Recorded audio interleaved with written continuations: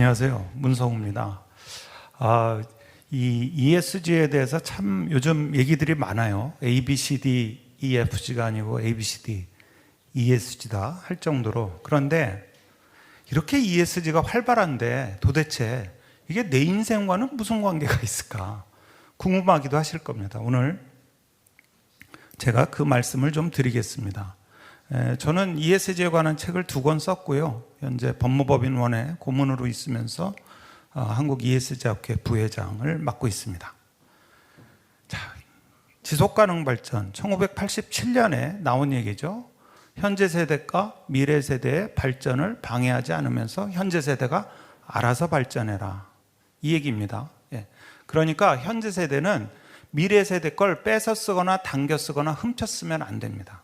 그래서 ESG는 미래 세대 겁니다. ESG는 나보다 미래 세대 겁니다. 늘 그렇게 생각하시면 됩니다. 아버지가 맛있는 거 먹자고 자녀분 저금통 깨면 안 되죠. 그죠? 그게 지속가능 발전하지 않은 겁니다. 아버지는 아버지대로 맛있는 거 자기 돈으로 사서 드셔야 돼요. 애들 거 뺏으면 안 되죠. 그게 바로 지속가능 발전입니다. 그래서 늘 지속가능 발전은 미래 세대가 얘기를 하고 있습니다. BTS가 지속가능 발전에 대한 얘기를 하고 있습니다. 유엔에서 17가지 지속가능 발전 목표라고 발표한 게 있습니다. 이게 2030년까지 달성해야 될 지속가능 발전 목표인데요. 이 지속가능 발전 목표의 홍보대사는 블랙핑크입니다. BTS와 블랙핑크의 공통점이 뭘까요? 미래 세대입니다. 미래 세대. 우리가 왜 기후 셀럽이라고 해서 이렇게 툰베리나 이런 여러 가지 그 기후 셀럽들이 있죠. 그런데 그런 기후 셀럽들의 공통점은 다 미래 세대입니다. 자, 그러면 ESG가 뭘까? ESG. 이게 이제 2004년, 5년에 나온 얘기인데요. ESG. 왜 알파벳 26자 중에 저렇게 3글자만 딱 살아남았을까? 그리고 왜 앞에 2개는 형용사이고 마지막 건 명사일까? 이 Who cares wins, 먼저 관심 갖는 사람이 승리한다 내용의 보고서는요, 이렇게 나온 겁니다. 코피 아난 전 유엔 사무총장이 전 세계 은행장들에게 물어봤습니다. 앞으로 어떤 기업에게 투자를 할 겁니까? 그랬더니 전 세계 은행장들의 얘기의 취지는 우리는요, 기업이 환경적인 거, 사회적인 거, 그리고 의사결정에 관한 그런 골칫덩이를 잘 다루는 그런 기업에 투자를 할 겁니다 라고 얘기를 했습니다. 이 Who cares wins라는 보고서의 원문을 보면요, 쭉 써 있습니다. 뭐라고 써 있느냐?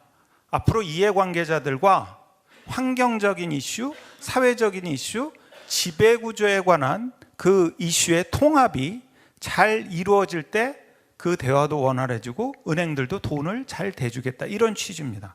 그래서 Environmental, Social 뒤에는 이슈가 생략되어 있는 겁니다. 거버넌스도 그렇고요. 우리가 보통 이슈 그럼 뭐죠? 이슈? 골칫덩이에요. 골칫덩이. 그래서 ESG를 굉장히 아름답고 멋진 그런 황금률이나 도덕률, 성경이나 불경에 나오는 말씀으로 이해하시면 안 됩니다. ESG는요, 원래 골칫덩이였어요. 인류가 지속 가능하게 살기 위해서 도대체 기업에게 무엇을 요구해야 될까? 금융기관들이 얘기를 한 거고요. 그 금융기관들의 전달을 받아서 유엔이 보고서로 낸 겁니다. 자, 기업은 누가 제일 무섭죠? 돈 든 사람이 제일 무서워요. 그래서 CSR 같은 경우는 아무래도 시민단체나 학자들이 주장했던 건데요. 그거는 기업이 돈 있으면 자선적으로, 기부적으로 하면 좋은데 안 해도 할 수 없는 거예요. 그런데 ESG는 안 할 수가 없습니다. 기업 입장에서는. 왜 그럴까요? 은행들이 하라고 하는 겁니다. 투자자들이 하라고 하는 겁니다. 이거 안 하면 우리가 앞으로 돈을 안 대줄 거야 하는 겁니다. 그러니까 기업 입장에서는 안 할 수가 없어요. 반드시 할 수밖에 없습니다. 원래 ESG는요, Environmental, Social, 그리고 Governance가 아니었어요. Ethical이었습니다. Ethical. SEE였습니다. 그게 좀 더 말이 자연스럽지 않은가요? 기업이 사회적인, 환경적인, 윤리적인 책임을 져라. 이게 좀 더 자연스럽지 않으세요? 그런데 투자자들 입장에서 기업의 윤리에 의존을 했더니 기업이 그렇게 윤리적이지 않은 면들이 있다는 거죠. 그래서 에티컬, 윤리를 드러내고요. 지배구조라고, 거버넌스라고 지배구조란 골조를 콱 박아 넣은 겁니다. 그래서 환경적인, 사회적인 책임을 투명하고 공평한 지배구조, 의사결정하에서 이루도록 하라. 이게 바로 ESG의 원론입니다. 자, 그럼 ESG가 뭘까? 많은 분들이 ESG를 궁금해하세요. ESG가 뭘까? ESG는요, 손흥민 선수 같은 겁니다. 손흥민 선수 어때요? 실력도 좋고 인성도 좋죠. 재능도 있고 인성도 좋습니다. ESG는요, 기업이나 개인에게 우등생이자 모범생이 되라고 하는 겁니다. 저 학교 다닐 때 보면요, 공부 잘하는 애가 꼭 모범적이지는 않았어요. 못된 애들도 많았어요. 또 그렇게 모범적인데 이게 성적은 잘 안 오르는 친구들이 있었어요. 근데 지금은 이제 바뀐 겁니다. 기업이 돈을 잘 벌면 그만큼 인성도 좋아야 됩니다. 사고를 안 쳐야 되고요. 사회적으로 기여하는 게 있어야 됩니다. 나쁘게 돈 벌면 그건 이제 사람들이 용납하지 않는 겁니다. 개인도 똑같아요.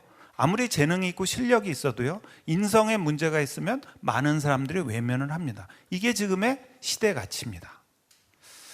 자, ESG 구글 트렌드. 전 세계에서 찾아보니까 사실 우리나라만 뭐가 이렇게 갑자기 생긴다 그러면 부밍이 되는 게 아니고요. 해외도요. 이 2004년 이후로 구글 트렌드를 쭉 찾아보면 한 2020년부터 굉장히 피크를 그립니다. 그래서 전체 트렌드 지수를 100으로 보면 ESG는 현재 100에 도달해 있습니다. 그러면 ESG가 앞으로 계속 갈까? 아마 오늘 이 자리에 오시는 분들 중에서도 그런 생각하신 분들이 있으실 거예요. ESG 이제 뭐 한물 갔다는데 ESG 더 이상 아니라는데 그런 얘기도 돌던데 그런 얘기를 들으신 적이 있으실 거예요. 그런데 맥킨지라는 회사가 ESG가 앞으로 계속 갈까? 이 부분에 대해서 하나의 보고서를 냈습니다. 자, 이걸 제가 말씀드리기 전에요, 하나 예를 들어볼게요. 제가 주택가에서 저희 집 마당에서 꿀벌을 길러요. 그리고 그 기른 꿀벌로 꿀을 만들어서 팝니다. 문제 될까요? 문제 될까요? 내 마당에서 내가 꿀벌 길러서 내가 꿀 만드는데 문제 될까요? 동네 사람들이 불안해합니다. 꿀벌이 와서 쏘일 것 같고 불안하고 우리 애들도 못 놀겠고. 그런데 내가 무슨 소리입니까? 내 마당에서 내가 꿀벌 키우는데. 이걸 외부 효과라고 합니다. 내가 돈을 벌면서 보상하지 않는 것, 책임지지 않는 걸 외부 효과라고 합니다. 옛날엔 사람들이 참았어요. 우리 공장이 우리 마을에 하나 들어왔어요. 그런데 거기서 막 매연을 내뿜어도 저 덕분에 우리가 식당도 하고 먹고 사니까 참았어요. 그런데 지금 어떻죠? 그러면 안 돼요. 공장은 공장이고요. 마을의 수입을 늘리는 건 늘리는 거고 매연은 매연대로 없애야 되는 거죠. 만약 안 그러면 어떻게 되죠? 제가 만약 계속 우리 마을에서 주택가에서 꿀벌을 기르면서 꿀을 만들어서 파는데 아무런 보상도 안 하고요, 아무런 보호 조치도 안 해요. 어떻게 될까요? 동네 주민들이 몰려오시죠. 산에 들어가서 양봉을 하시면 좋겠습니다. 그걸 사회적 면허를 뺏는다고 해요. 사람들이 소셜 라이센스를 뺏는 겁니다. 그래서 ESG는 불가역적입니다. 지금은 누구나 기업이나 개인이나 자기가 한 영리 활동에 대해서 그로 인한 부작용을 반드시 책임져야 됩니다. 이건 거꾸로 가지 않습니다. 자, 이제 그러면 ESG의 또 하나의 굉장히 중요한 축인 다양성, 형평성, 포용성에 대해서 살펴보겠습니다. ESG가 굉장히 그 개인 생활에 영향을 주는 건 바로 이 D&I 때문입니다. 다양성, 형평성, 포용성, 줄여서 D&I라고 하는데요. 제가 쉽게 설명드릴게요. 다양성은 다름의 존재를 인정하는 겁니다. 다름의 존재. 우리가 그런 얘기하죠. 틀린 게 아니다. 다를 뿐이다. 다름의 존재를 인정하는 거. 그게 다양성이고요. 포용성은요, 누구나 내가 환영받는다고 느낄 수 있게 나를 이해하고 수용해 주는 겁니다. 내가 환영받는다고 느낄 수 있게 조직이, 문화가, 사회가 나를 수용하고 이해해 주는 겁니다. 형평성은 뭘까요? 차별 없이 권리, 기회, 자원 등의 공정하게 접근이 보장되는 겁니다. 유리천장 얘기를 참 많이 합니다. 유리천장. 그런데 유리천장은 이제 단순히 성별의 문제가 아닙니다. 이 유리천장은요, 세대 간에도 있을 수 있고요. 또 무언가 연령 간에도 있을 수 있고요. 여러 가지 유리천장이 우리가 사회를 살면서 겪을 수 있습니다. 기업에서 이 유리천장을 깨려는 이유는 이 유리천장이 견고하면 견고할수록 그 회사 안에 다른 다양성, 형평성, 포용성도 제한되기 때문입니다. 여러분, 퍼블릭스라는 미국의 슈퍼마켓이 있습니다. 여기는 전 직원이 다 주주입니다. 주주가 다 전 직원입니다. 그런데 이 회사도요, 성차별 그리고 인종차별로 한 2천만 불 정도의 소송을 겪었습니다. 그래서 그런 아주 어려운 시기를 보내고 이 어떤 다양성, 형평성, 포용성에서 차별 없이 직원들이 근무를 하게 되니까 굉장히 좋은 일이 생겼어요. 미국의 슈퍼마켓이면 전 세계에 많은 사람들이 다 소비자겠죠. 미국 내에 살고 있는 소비자들이 와서 슈퍼마켓에 들어와서 자기가 필요한 걸 찾는데 전부 다 만약에 한 나라의 국민이 그 점원이라면 무슨 말인지 모를 겁니다. 예를 들어서 제가 들어가서 퍼블릭스 가서 청국장 좀 주세요. 알 수 있을까요, 그분들이? 예. 그런데 한국 종업원, 중국 종업원, 일본 종업원, 전 세계 종업원을 쓰니까 한국 사람이 와서 청국장 짜주면 한국 종업원 부르는 겁니다. 그럼 한국 종업원에서 청국장 주는 거죠. 한국식으로 추석쯤 되면은 퍼블릭스는 예를 들면 떡을 갖다 놓는 거죠. 이제 한국 사람들이 와서 떡국을 끓여 먹으려고 떡을 찾을 거야. 또는 떡을 해 먹으려고 쌀을 찾을 거야. 이러는 거죠. 사실은요, 이 D&I가 사람에게만 존재하는 게 아닙니다. 인공지능에도 존재하죠. 최근에 한 실험을 했죠. 커피를 들고 선글라스를 끼고 있는 여성을 그려달라. 그랬더니 인공지능이 전부 백인 여성만 그렸습니다. 가판대에서 물건을 팔고 있는 여성을 그려달라고 했더니 전부 다 인도계 여성을 인공지능이 그렸습니다. 바로 이렇게 다양성, 형평성, 포용성은 어느새 모르게 우리에게 굉장히 필요한 가치인데 깊숙이 들어와 있습니다. 여러분, 바릴라라는 그룹이 있습니다. 파스타 좋아하시면 알 겁니다.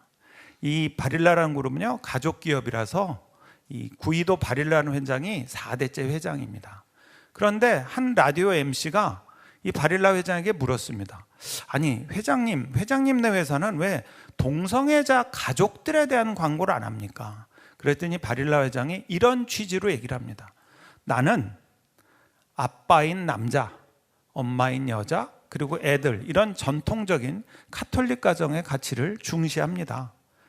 앞으로도 동성애자 가족에 대한 광고는 안 할 겁니다. 어떻게 됐을까요? 그 회사는 당기순이익이 0점대로 뚝 떨어졌습니다.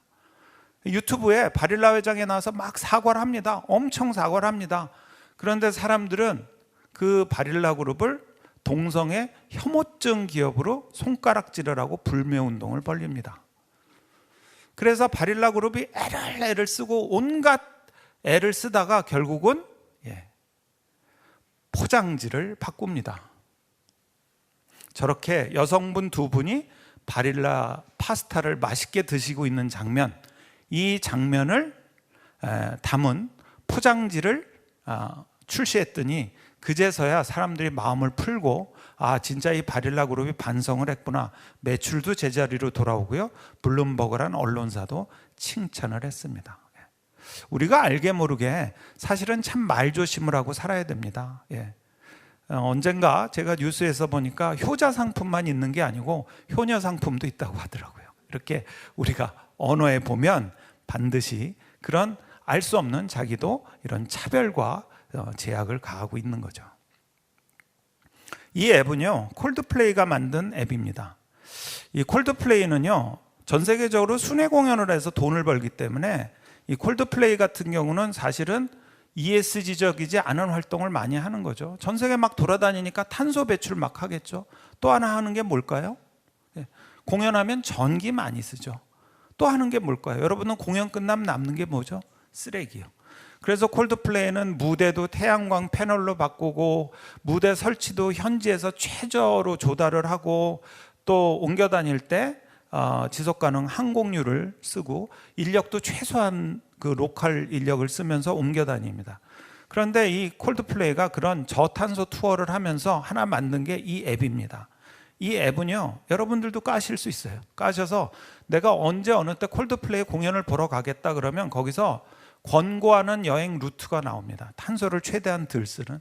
그리고 실제로 탄소를 덜 써서 오면 디스카운트도 해줍니다. 그런데 여기서 그치지 않고 이 앱을 맹인들도 보실 수 있게, 눈이 안 보이시는 분들도 잘 보이시도록 지금 또 콜드플레이는 이 앱을 개선하고 있다고 합니다. 이제 ESG는 우리 생활 깊숙이 들어와 있습니다. 아주 깊숙이 들어와 있습니다. 하나씩 진짜 살펴볼까요? 여러분들 그 젊은 분들은 돈을 좀 꿀려면 신용이 필요하잖아요. 근데 신용을 쌓으려면 뭐가 있어야죠? 신용 기록이 있어야 됩니다.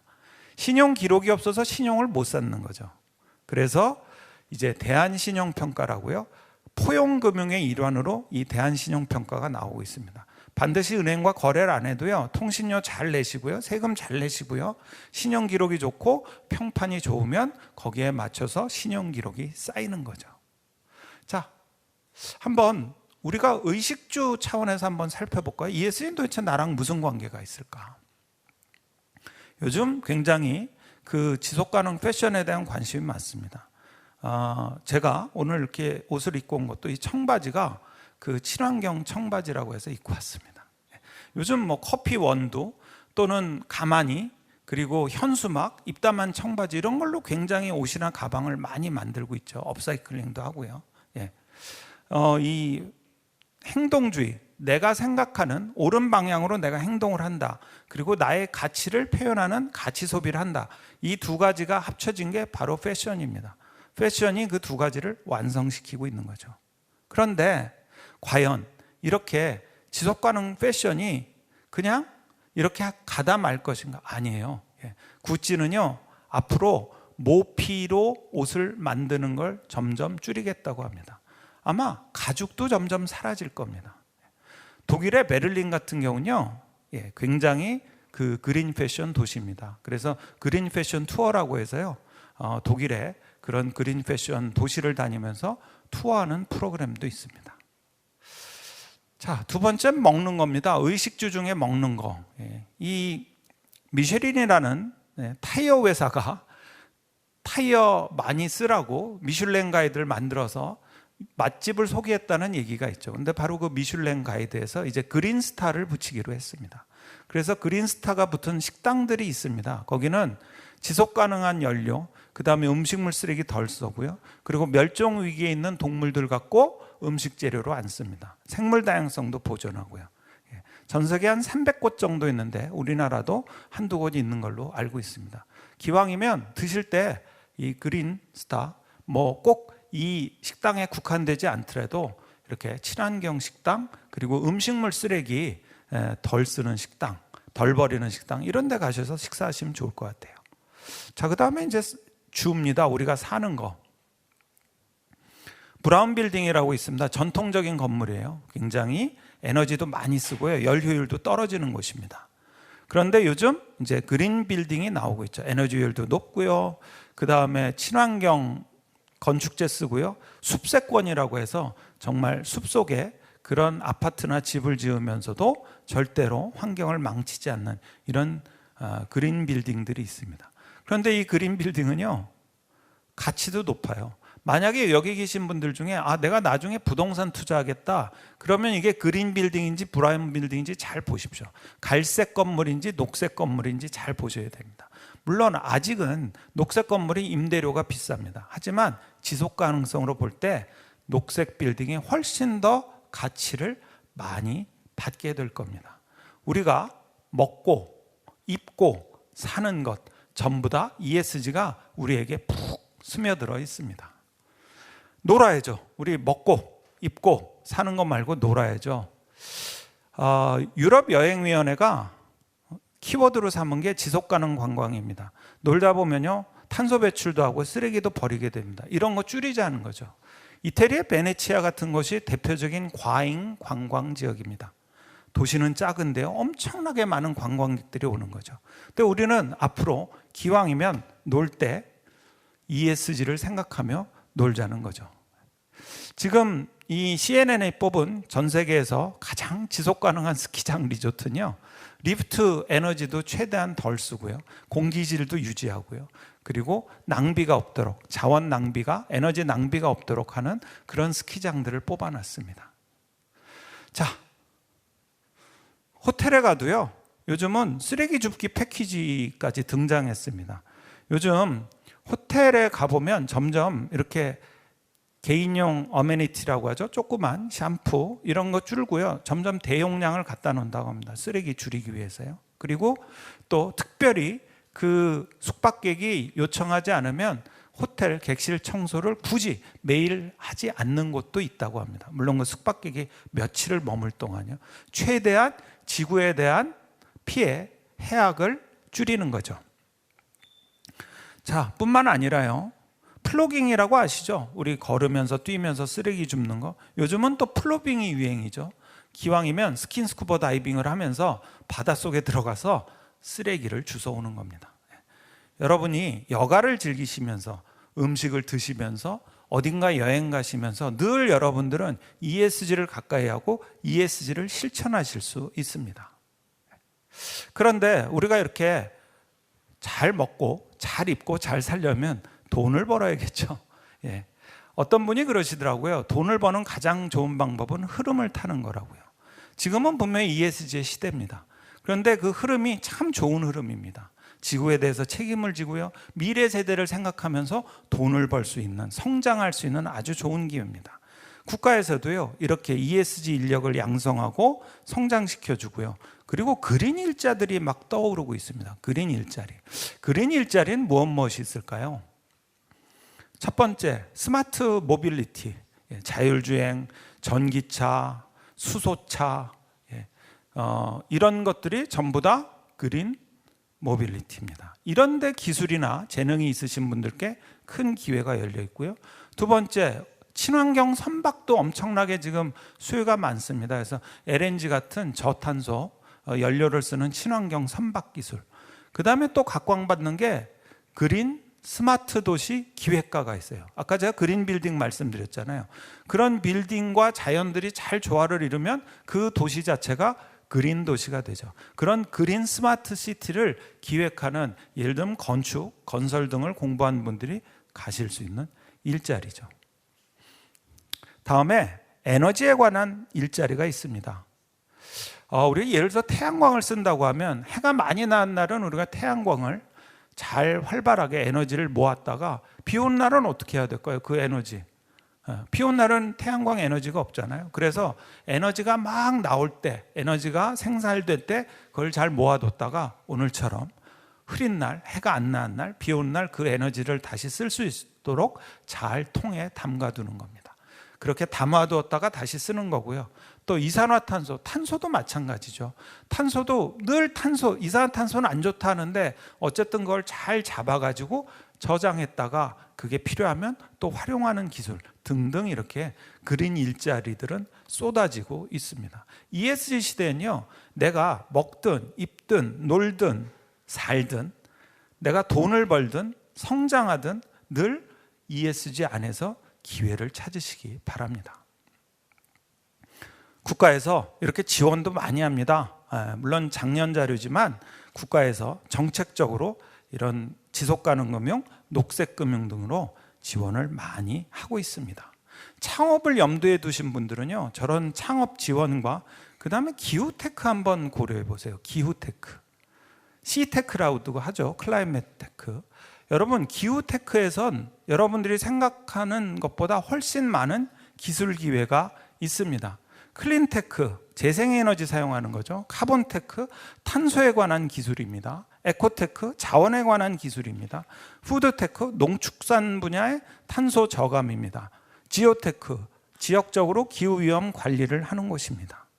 이렇게 ESG가 등장하면서 기술에 관한 발전이 엄청나게 당겨져 왔습니다. 왜 ESG가 어려울까요? 왜 ESG가 어려울까요?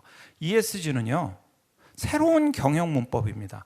기업이나 개인의 생활에서 새롭게 개발하고 변화시켜야 될 경영 문법입니다. 옛날엔 주주제일주의라고 해서요, 그냥 주주만 배부르게 해주면 기업이 좀 못된 짓 하고 그래도 괜찮았어요. 그 주주제일주의가 50년 동안 이어졌습니다. 그런데 ESG라는 게 들어오면서 우등생이자 모범생이 되라고 하니까 기업은 어떻게 해야 될까요? 혁신을 해야 됩니다. 지금 것처럼 해오듯이 하면 그대로 지속 가능할 수가 없습니다. 그래서 각종 기술의 발전을 ESG가 앞당기고 있습니다. 이 ESG의 아버지라고 불리는 사람이 금융사의 블랙락의 레리 핑크라는 사람입니다. 이 사람은 운용자산이 1조 원쯤 됩니다. 그래서 우리가 흔히 유니버설 오너라고 해서요, 이 정도 되면 거의 한 국가를 움직이는 거나 다름이 없죠. 우리나라 연간 GDP가 약 2천조 원입니다. 숫자상으로는 우리나라 5개를 움직이는 그런 자산운용사의 회장입니다. 이 사람이 뭐라고 했느냐, 어떤 지역에 굉장히 폭풍우가 와서 그 지역의 학교가 다 무너졌대요. 이해 문제겠죠. 그죠? 환경의 문제.